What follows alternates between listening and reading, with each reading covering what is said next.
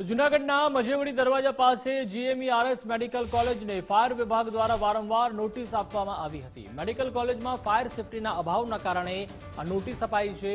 Fire સેફટીની કામગીરી ન થાય ત્યાં સુધી શૈક્ષણિક કામકાજ બંધ રાખવા જણાવ્યું છે। સમગ્ર મામલે મેડિકલ કોલેજ દ્વારા પ્રતિક્રિયા આપવામાં આવી હતી।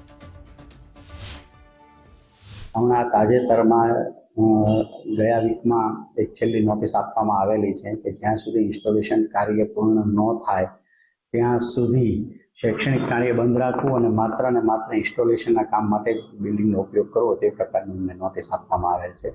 હાલ તેમનું 50% જેટલું ઇન્સ્ટોલેશન એટલે કે ફાયર સિસ્ટમના ઇન્સ્ટોલેશનને લગતું કાર્ય પૂર્ણ થઈ ગયેલ છે। બાકી 50% જેટલું બાકી છે જે હાલ કામ ચાલુ છે। જે તે બિલ્ડિંગના માલિક અને ભોગવટેદાર આના માટેના જવાબદાર હોય છે બાય એક્ટ મુજબ।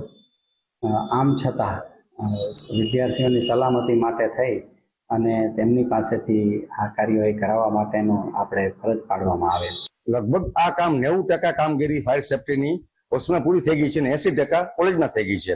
જે નોટિસનો જવાબ ઓલરેડી આપેલો છે, છતાંય ગઈકાલે બી અમે જે તે ઓથોરિટીને એટલે ધેટ મીન્સ કે પીઆઈયુને બધાને આપેલો છે, એની જવાબદારી અમે લેવા તૈયાર છીએ અને શૈક્ષણિક કાર્ય ચાલુ રહેશે અને ફાયર સેફટી બાબતમાં અમે બહુ સચેત છીએ।